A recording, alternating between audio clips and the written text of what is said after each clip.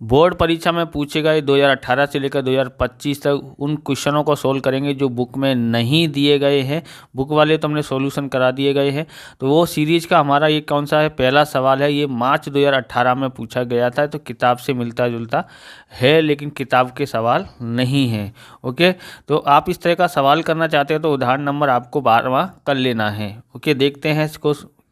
एकता limited के नीचे दी गई जानकारी पर से चालू गुणोत्तर की गणना कीजिए। मार्च 2018 में पूछा गया था। देनदार 45,000, जमीन मकान 2,50,000, अद्यत खर्च है 20,000, चालू विनियोग है 15,000, लेनदार है 30,000, डूबत ऋण अनामत है 10,000।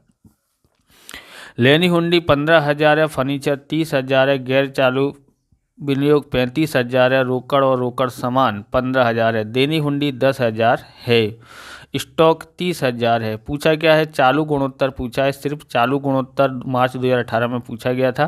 तो चालू गुणोत्तर पूछा है तो उसका सूत्र क्या होता है, चालू संपत्ति बट्टे में चालू दायित्व होता है। तो इसमें से हमको चालू संपत्ति और चालू दायित्व दोनों निकाल के तब हम इसकी गणना कर सकते हैं। तो शुरुआत करते हैं। सबसे पहले यहाँ सूत्र लिखते हैं। क्या है यहाँ पर, चालू गुणोत्तर। क्या याद करना है, चालू गुणोत्तर। ओके,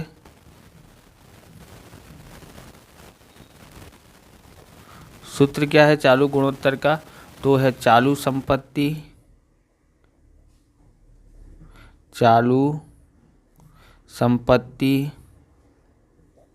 बट्टे में चालू दायित्व, चालू दायित्व दोनों ज्ञात करना पड़ेगा।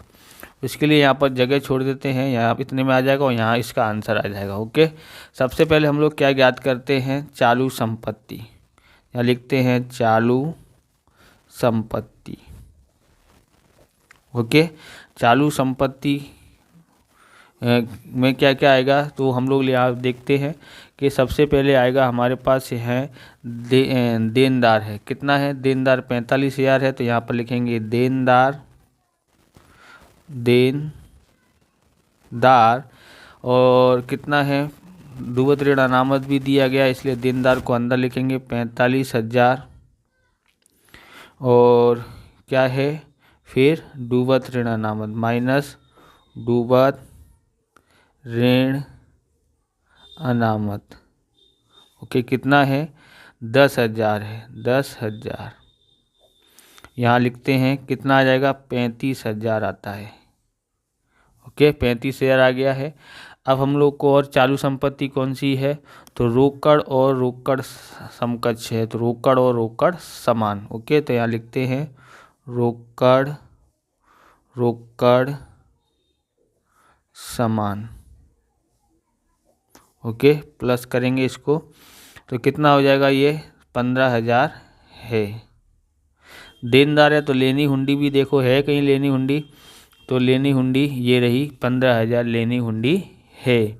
ओके, कितनी है लेनी हुंडी, 15,000 है। ओके, तो यहाँ लिखते हैं प्लस लेनी हुंडी। ओके, 15,000। और क्या आ सकता है इधर से, जमीन मकान अद्यत खर्च नहीं आएगा। फिर चालू विनियोग आएगा तो प्लस चालू विनियोग, चालू विनियोग, चालू विनियोग कितना है 15,000, तो 15,000 लिखते हैं।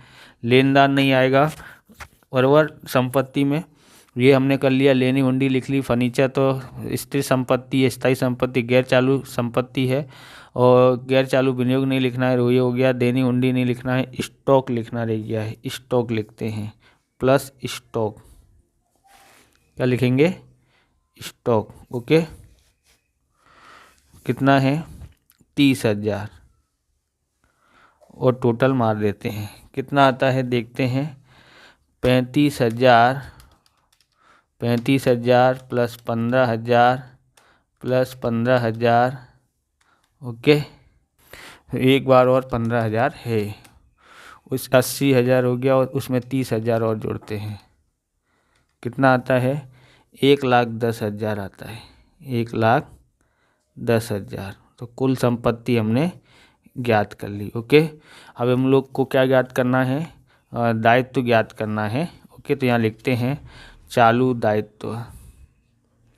चालू दायित्व। आप इस प्रकार के वीडियो देखना चाहते हैं तो डिस्क्रिप्शन में आपको प्लेलिस्ट मिल जाएगी अकाउंट और स्टेट की भाग 1 और भाग 2 की, वहां से आप देख सकते हो। चैनल पर नए हैं तो चैनल को सब्सक्राइब कर लेना, क्योंकि हम इस प्रकार के वीडियो आपके लिए बनाते रहते हैं। ओके, लाइक करने के बाद अगर आपको हाइप का बटन दिखाई देता है तो आप हाइप भी कर दीजिए, बराबर। आगे हम लोग क्या देखेंगे, यहाँ पर चालू दायित्व कौन से हैं, तो ये अद्यत खर्च चालू दायित्व है। ओके, और चालू लेनदार भी चालू दायित्व है। और क्या है, लेनी हुंडी नहीं, देनी हुंडी चालू दायित्व है। और 3 चालू दायित्व हैं, तो उसको हम लोग लिखते हैं। तो सबसे पहले क्या लिखेंगे, अद्यत खर्च। अद्यत खर्च कितना है, अद्यत खर्च है 20,000 प्लस क्या है, लेनदार। लेनदार कितना है, 30,000। ओके, प्लस लेनदार आ गया। अब क्या देनी हुंडी आएगी। देनी हुंडी कितनी है, देनी हुंडी 10,000।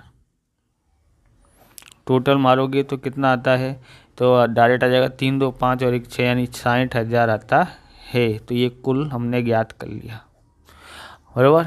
इस तरह से हमने कर लिया। अब हम आराम से कर सकते हैं। चालू संपत्ति कितनी है, 1,10,000। यहाँ लिखेंगे 1,10,000 बट्टे में कितना लिखेंगे, 60,000। 60,000। ओके, 60,000 से भाग देते हैं 1,10,000 में, तो कितना आता है, ये आता है 1.83 आता है। तो 1.83 अनुपात 1 लिख देंगे। ओके, क्या लिख देंगे, 1.83। इसको 1 मान लेने का, इससे भाग दे देने का, तो 1.83 अनुपात 1 इसका आंसर आया है। ओके, आप ये पेन खरीदना चाहते हैं, बोर्ड की परीक्षा में सबसे उपयोग किए जाने वाला पेनों में से ये है पेंटोनिक पेन। पेंटोनिक लिंक का पेंटोनिक पेन है, जो कि सबसे ज़्यादा यूज किया जाता है। लिखने में भी शानदार है, राइटिंग भी शानदार आती है, इससे स्मूथ चलता है। इसके लिए ज़्यादातर विद्यार्थी इसी को परीक्षा के टाइम पे खरीदते हैं। तो आप लेना चाहते हैं तो डिस्क्रिप्शन में लिंक मिल जाएगी, अथवा तो वीडियो के नीचे लिंक मिल जाएगी, वहाँ से आप खरीद सकते हैं, बराबर। इस प्रकार से ये वीडियो भी पूरा होता है। अगर आपको हमारा वीडियो अच्छा लगे तो लाइक करें, शेयर करें, कमेंट करें। चैनल पर नए हैं तो चैनल को सब्सक्राइब करें। मिलते हैं नेक्स्ट वीडियो में। जय हिंद, जय भारत, वंदे मातरम।